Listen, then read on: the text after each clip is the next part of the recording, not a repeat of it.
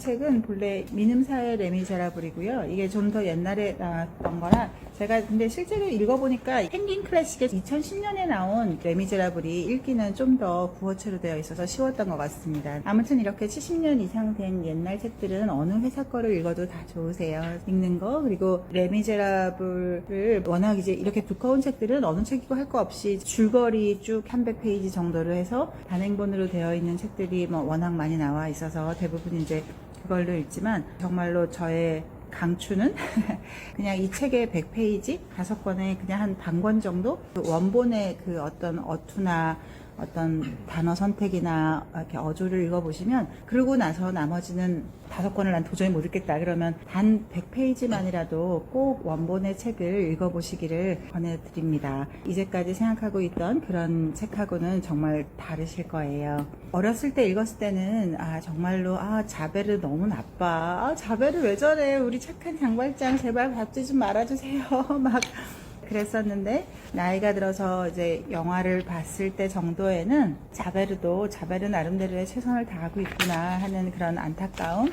근데 도대체 어떤 정의가 진짜 옳은 절대적인 정의가 있을까? 우리가 보기에는 장발장 너무 착하니까 장발장 너무 불쌍하니까 이제 장발장 그만 괴롭히고 그런 정의는 필요 없어. 이제 좀 최선을 다하는 건 알겠는데 좀 그만 좀 하지. 하지만 정말 그 자베르에게도 동경심이 처음으로 들었던 순간이 아마도 제가 어른이 되는 순간이 아니었나 싶고요. 진짜로 이거를 한 몇 달 전에 처음 읽었을 때까지만 해도 그냥 등장인물들 한 명 한 명 여기서 주인공이 되는 팡틴느, 또 꼬제트, 마리우스, 줄베르망 할아버지 등장인물들을 주로 읽었다면 오늘 새로 준비하면서 다시 읽을 때는 여기에 이름이 그렇게 스토리를 내지 않고 지나가는 모든 사람들이 정말 너무너무 그 한 사람 한 사람들의 인생이 너무 처연하고 슬프고 다 정의롭고 다 그 나름대로의 뜻이 있었구나 하는 거를 느끼게 되었었어요. 그래서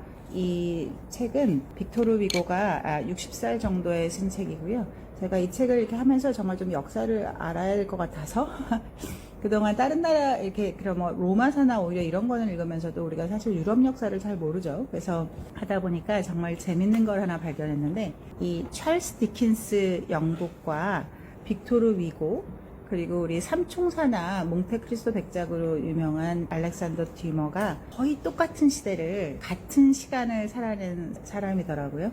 그리고 찰스 디킨스의 영국사는 굉장히 유명한데 알렉산더 듀마도 똑같이 프랑스사 산책이라고 해서 최고의 이야기꾼이면서 각 나라의 역사를 집필한 것이 있어요. 근데 정말로 역사가들이 쓴 책하고 다르게 굉장히 재미있게 되어 있습니다. 프랑스사는 단순히 프랑스사라기보다는 그냥 우리가 보통 유럽 사람들이 말할 때 대륙이냐 섬이냐 이렇게 해서 프랑스, 독일, 이탈리아는 하나의 대륙이라고 해서 사실은 다 같은 나라의 뿌리거든요. 어느 날 이름이 갈린 것 뿐이라서 프랑스 역사라고 하는 것이 사실 유럽 대륙의 역사를 말하는 것이고 영국사는 이제 섬의 역사를 말하는 것이고 같은 시대를 살았던 정말 이 인류 역사에 남을 이야기꾼들인 이 알렉산더 듀마와의 프랑스사 그리고 찰스 디킨스의 영국사도 이렇게 비교해서 보시면 정말로 재밌을 것 같아요. 근데 이 세 작가에서도 보이듯이 빅토르 위고는 좀 더 진보적인 것을 중요시하는 사람이었다면 알렉산더 듀마, 우리 삼총사 철가면 우리 몽테크리스토 백작을 썼던 사람은 사실 여기 나오는 오를레안 공작의 그 일을 하는 사람이었었기 때문에 실제로 좀 더 왕당파 쪽을 잘 이해하는 그런 쪽이었었고 또 찰스 디킨스는 영국의 어떤 그런 시민 정신 이런 것들을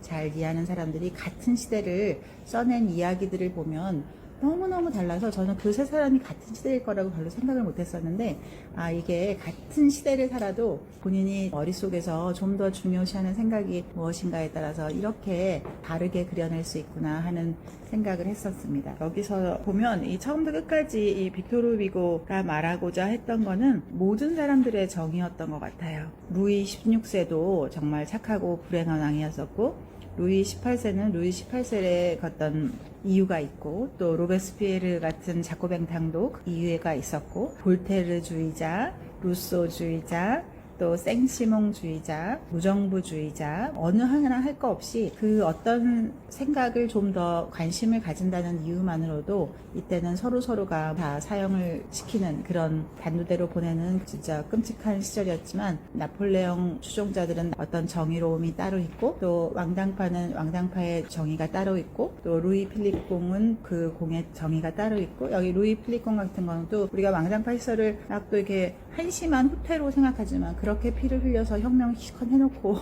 도대체 왜 왕정으로 다시 돌아간 거야.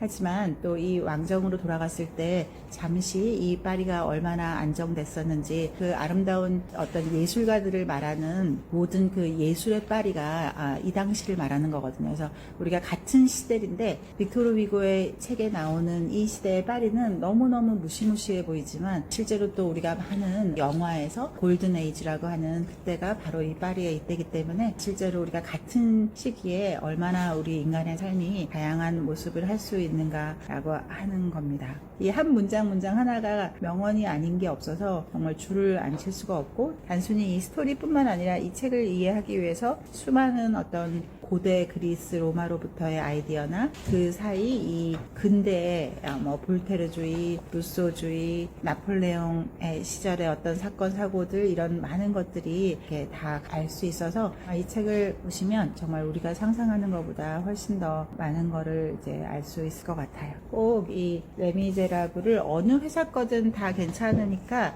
진짜로 꼭 정말 반권만 읽어보시라 하는 거를 강력하게 권해드립니다. 그래서 맨 처음에 이분들이 처음 1권에서는 의외로 우리 생각과 다르게 반권이 다가도록 장발장 얘기는 나오지도 않고 어떤 신부님에 대한 얘기가 나와요. 그래서 이 당시에는 또 이 어떤 종교를 아주 제약시하던 시절이었어서, 나중에도 보면 장발장이 옛날에 선고받을 때는 재판정 위에 십자가가 있었는데, 나중에 이제 본인이 스스로 이제 내가 장발장이라고 할 때는 재판정 위에 십자가가 없어진 것만 달라졌다라고 해서, 이 시대는 굉장히 특히나 또 카톨릭 신앙을 막 죄악시하던 시대였지만, 그때 자선 신의 자비를 소명을 다하려고 했던 시골 신부님 주교가 얼마나 정말 감동적인 삶을 살았는가, 그 삶을 통틀어서 신의 사랑을 하려고 했던 신부님 얘기가 나오고요. 또 바로 이 장발장이 그 빵 하나를 숨겨서 빵 하나 때문에 5년을 선고받고 몇 번을 탈출 시도를 했기 때문에, 탈출 시도할 때마다 3년씩 붙어져서 결국 19년 만에 나왔지만, 신부님의 너무나 따뜻한 환대를 받고도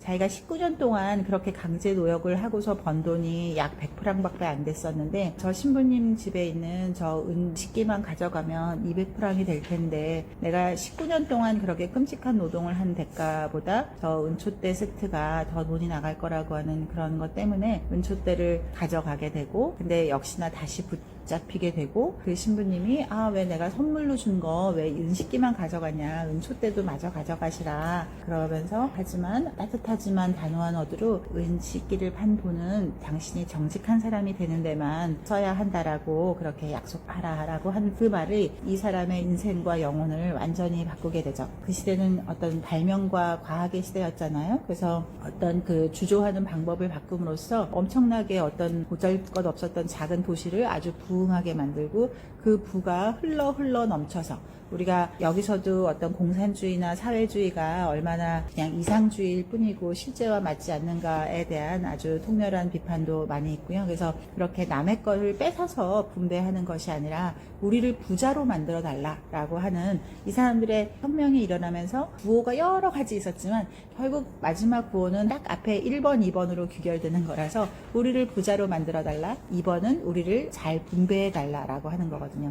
그래서 결국 뒤는 많이 있지만 결국 그 두 개를 해달라는 것이고, 그 분배가 그냥 있는 것을 뺏어서 나누는 분배가 아니라 정말로 더 많은 부를 창출해서 부를 함께 나누자, 그리고 절대로 똑같이 나누는 것이 아니라 공정하게 나누는 분배이기를 바란다는 것을 분명히 하고 있습니다. 이 사람이 하려고 했다고는 아니지만 사람들이 너무나 이 사람을 추앙하고 이 사람이 좋은 일을 많이 하기 때문에 그 조그만 시에 마들렌 시장이 되게 되고, 거기서 일하는 세상을 아름답게만 보는 너무나 순수하고 세상을 모르는 게 죄인 이 팡틴이라고 하는 아름다운 여인이 사랑밖에 모르다가 이제 아이를 낳고, 돈을 벌려면 이제 아이가 없는 없는 것이 유리하니까 길목에 어떤 아이가 있는 집에 이 아이를 맡기게 되죠. 그게 그 아주 악독한 그 여인숙 보뷰를 만나서 맡기는 것까지가 이제 1권에 있고요. 2권은 사실 워털루 전투에 대해서 찾아보고 싶어도 찾기 쉽지 않았었는데 여기 2권에 거의 한 3분의 1을 한 100페이지를 해서 워털루 전투가 어떻게 벌어졌었는지 그리고 그 의미가 무엇이었는지에 대해서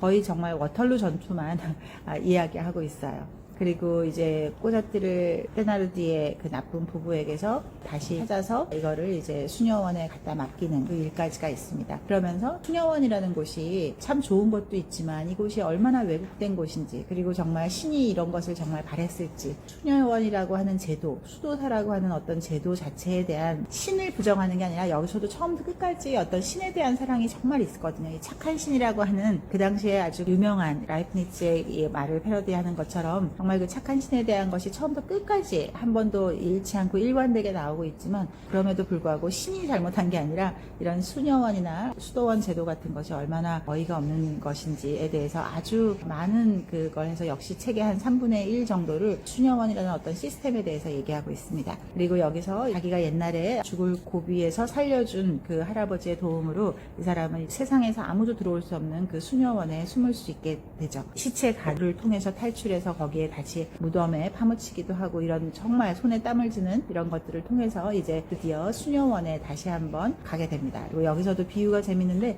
이 사람이 너무나 끔찍해했던 어떤 그 19년 동안 있었던 감옥이나 이 사람들이 이렇게 자신들이 스스로 한 수녀원이나 삶의 어떤 환경이 보면 이 감옥보다 수녀원이 훨씬 더 못한 거죠. 근데 여기는 광명이고 거기는 그 끔찍한 어둠이었다는 걸 생각하면 본인들의 마음에 무엇이 있는가가 굉장히 중요하다라고 하는 그런 거를 알려주고 있습니다. 그리고 3권에서는 이제 드디어 마리우스, 우리 꼬제트의 연인이 될 마리우스의 또 어린 시절서부터가 나오고 사실 사람 하나라기보다는 그 아버지가 이제 나폴레옹주의자였기 때문에 나폴레옹의 수정자로서 명예롭게 산다는 것이 무엇이었는지 또 그거를 또 너무나 혐오하는 그 옛날의 왕당파 사람들 또 자코뱅파 사람들 이 모든 양극단이 다 모두가 모두를 비난하지만 어찌 보면 위대한 프랑스를 위해서 모두가 다 헌신했던 사람들인 거죠. 어느 파 할 것 없이 모두가 서로가 다 죽여야 용납이 되는 그런 사람들이지만 사실 한 명 한 명은 본인의 생명을 다 바쳐서 어떤 정의와 정의로운 프랑스를 위해서 애썼던 사람이라는 거를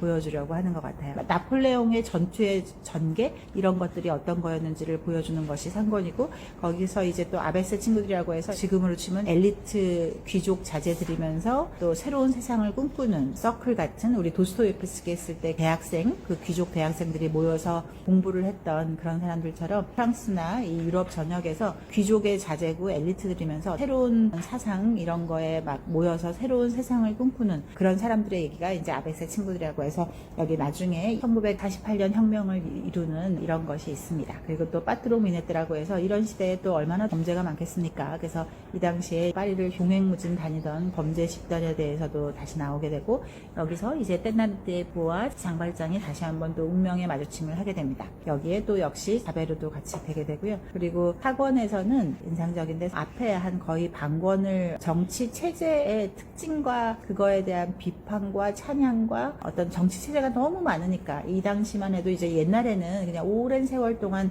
사람들은 그냥 왕의 나라에서 산다는 생각으로만 쭉 살았었고 그게 진리라고 생각했었고 그 시대에는 그게 맞는 거였었고 그렇게 살았지만 이제 시대가 바뀌고 이제 정말 너무 많은 정치 체제들이 생기는 거죠. 그래서 볼테르주의자, 생시몽주의자, 루소주의자, 나폴레옹 추종자, 왕당파 사람들마다 전부 다 다르고 그 각자는 도대체 용서가 안 되는 서로의 원수들이고 친구들도 생각이 다르기 때문에 원수가 돼서 서로가 흉교를 거느고 심지어는 가족들도 생각이 다르기 때문에 가족의 끈을 끊어버리는 것이 너무나 일상이 되어버린 그런 이 시대에 하고 그 각각의 체제들이 사회주의가 좋다, 공산주의가 좋다, 무정부주의가 좋다 각각은 다 이게 있지만 그 하나하나가 또 얼마나 큰 문제점을 가지고 있는지 그리고 그런 열정들이 얼마나 무서운 건지에 대한 거 그리고 또 이거를 대비시키기 위해서 1930년 이 혁명이 중요하거든요. 것은요, 이 프랑스에서 혁명이 굉장히 여러 번 있었죠. 혁명이 일어나면 그 거꾸로 또 반혁명이 일어나서 거꾸로 반동이 되고, 다시 한번 혁명이 일어나고, 다시 또 나폴레옹이 나타나고, 다시 또 돌아가서 공화파가 되고,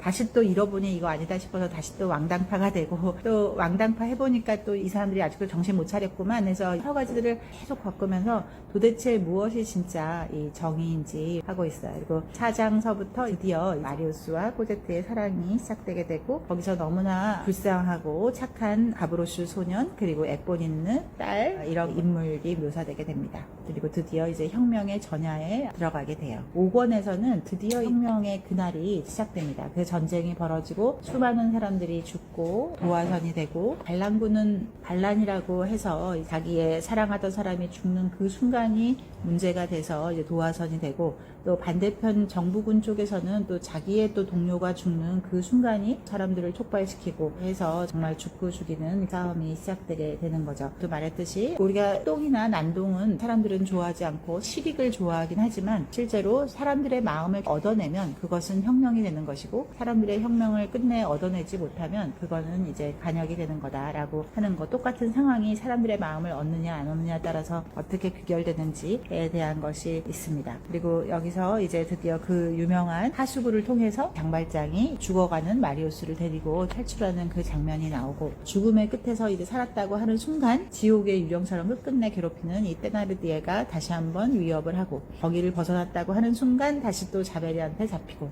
여러 가지를 하게 되는데, 실제 책을 읽어보면 자베르가 얼마나 자기가 믿는 정의를 위해서 최선을 다했는지, 자기의 몸을 아끼지 않고 세상이 어떠해야 되는지, 그리고 어떤 법이 바로 세워져야 되는지에 대해서 최선을 다해서 이제 이 혁명군이 어떻게 돼 있는지를 보러 첩자처럼 경찰에서 파견했었는데, 잡혀서 당연히 바로 총살을 당해야 되는 상황을 장발장이 살려주게 되죠. 여기서 자베르의 모든 신념 체계가 완전히 무너집니다. 본인은 장발장이 미워서도 아니고 그냥 이 세상에 법과 질서가 지켜져야 된다고 생각하고 살았었는데, 자기는 당연히 반란군에 대해서 첩자니까 총살을 당해야 마땅한데 자기를 죽이지 않는 장발장을 보면서 너무나 혼란스러워서 차라리 나를 죽여달라고 이제 애원하기까지 되죠. 아무튼 여기서 장발장은 자베르를 한번 살려주게 됩니다. 장발장은 그냥 모든 사람들이 잘 사는 것이, 주교가 말했듯이 정직하고 착한 사람으로 살아가는 것이 삶의 목적이었을 뿐이지 누군가의 살인자가 되고 싶었던 건 아니었기 때문에 자베르를 놓아주게 되고, 여기서도 혁명에 전혀 가담하지도 않으면서도 많은 사람들을 방어하는 데 도와주게 됩니다. 그리고 사실 여기에 진짜 왔던 이유는 주어서도 바꾸고 싶지 않은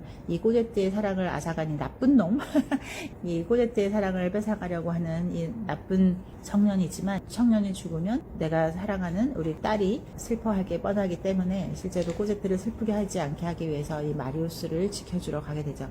그래서 마리우스가 결국 죽기 직전의 상태에서 그것을 구해내고 그 끔찍한 하수구를 다 통해서 오게 됩니다. 그리고 이 여기 하수구 공사에 대한 얘기들이 또 한 거의 뭐 몇십 페이지에 대해서 있게 되는데, 실제로 이 당시 왜 파리가 그렇게 황금 시대라고 하는 골든 에이지라는 모든 예술가들이 다 파리로 모여들었나에 대한 그런 것이 있는데, 실제로 우리가 생각하는 모든 사극은 다 허구죠. 허구. 단지의 제왕이나 조앤 롤링의 마법사의 이런 세계가 판타지가 아니라, 사실 우리가 보는 거의 이 사극들은 다 판타지입니다. 불과 한 150년 전까지만 해도 유럽 사회, 러시아 사회 다 할 거 없이 얼마나 끔찍한 시궁창 속에서 사람들이 살았었는지, 그래서 많은 병이 창궐하고 그랬었는데, 거기에 대해서 처음으로 이 끔찍한 걸 한번 내가 제대로 조사해보겠다라고 하는 사람이 나타나게 되고, 대대적인 파리 하수도에 대한 공사가 일어나게 되고, 그렇게 해서 한 30년 동안 이 파리의 하수도는 하나의 도시가 지하에 하나 더 있다고 할 만큼 그야말로 진보를 이루어내게 됩니다. 그렇게 해서 공중위생이 좋아지고, 그렇게 함으로써 이 파리가 전염병에 대해서 굉장히 좋은 도시가 되었기 때문에 모든 유럽의 지성들이나 예술가들이 파리로 모여드는 그 시기인 거죠. 파리의 하수도의 거친 역사, 그리고 그들이 이루어낸 진보, 거기에 대해서 또 하수도에 대한 얘기가 쭉 나오게 되세요. 드디어 이제 목숨을 걸고 살려내고, 마리우스는 그 할아버지한테 도달하고, 할아버지는 맨날 이 마리우스에게 나가 죽으라는 식으로 당장 꺼져버리라고 했었지만, 사실은 그들만의 사랑의 표시법이 진짜 다 달랐던 거죠. 할아버지는 너무너무나 이 마리우스라는 손자를 사랑했었지만 실제로 이 사람이 표현할 수 있는 사랑법은 그런 거밖에 없었기 때문에 나가서 죽어버리라는 식으로 했지만 실제로는 너무너무나 평생을 이 손자가 자기에게 돌아와 주기를 기다렸었고 그 손자가 다시 기적처럼 생명을 다시 얻게 되고 거기에 아름다운 아가씨와 결혼하겠다고 하고 그렇게 하는 것이 있습니다. 그래서 이 책에서 뭐 많은 것이 정말 이렇게 밑줄을 그을 게 많지만 이 할아버지가 정말 정신 나간 급진주의자 손자의 결혼식에서 생명을 다해서 사랑하라, 모든 것을 바쳐서 사랑하라, 사랑 외에는 아무것도 없다. 그러니까 정말로 사랑하고 또 사랑하고 미치도록 사랑하라고 하는 그런 결혼 축사가 진짜로 한 번쯤 꼭 읽어보셨으면 합니다. 그리고 모두가 다 해피엔딩 같지만 실제로 이제 장발장은 자기가 떠나야 될 것을 알고 어떻게 떠날 것인가, 어떻게 자기를 드러낼 것인가, 그리고 내가 정말 추구했던 것이 이 모든 행복의 절정 속에서 그냥 이대로 쓱 묻혀서 살면 되는데 그렇게 묻혀 산다고 하는 것은 그 자체가 또 거짓된 삶이기 때문에 사람이 그 주교에게서 받은 두 가지 메시지, 정직하게 살라고 하는 거와 선한 사람이 되려고 하는 거, 더 중요한 그 정직한 사람이 되게 살아야 된다고 하는 그걸 지키기 위해서 결국 본인의 어두운 과거를 마리우스에게 털어놓게 되고, 그래서 처음에는 오해도 받지만 결국 이 오히려 테나르디의 나쁜 그런 속셈 때문에 이 사람의 모든 선행과 진실이 밝혀지게 되고 대단원의 막을 내리게 됩니다. 정말 이 중간중간에 너무나 현학적인 이런 단어나 정말 어떻게 이런 표현을 할 수 있었을까, 또 어떻게 이런 지식까지를 다 알고 있나, 이 작가는 감탄하는 와중에도 순간순간 정말 이렇게 울컥 올라오는 어떤 감동과 어떤 눈물을 참을 수 없는 순간들이 진짜 많이 있어요. 그래서 이 책에 나오는 수많은 조연들, 그리고 여기에 어떤 역할을 맡은 사람들, 이 한 명 한 명이 정말 불행하지 않은 사람이 한 명도 없고, 하지만 그 불행한 와중에서도 자신의 최선을 다해서 살아내는 것이 정말 말로 표현할 수 없는 감동입니다. 빅토르 위고의 레미제라블을 꼭 원본으로 읽어보시기 바라고, 꼭 5권을 다 읽지 않아도 괜찮으세요. 그래서 이렇게 진짜 인류의 위대한 유산이라는 게 이런 거구나 하는 생각이 들게 하는 레미제라블 책을 드디어 이렇게 같이 하게 돼서 너무 기쁘고, 정말 위대한 예술품이 이런 거구나 싶은 그런 책인 것 같아요. 그래서 이 책을 꼭 함께 하길 바라면서 오늘 마치겠습니다.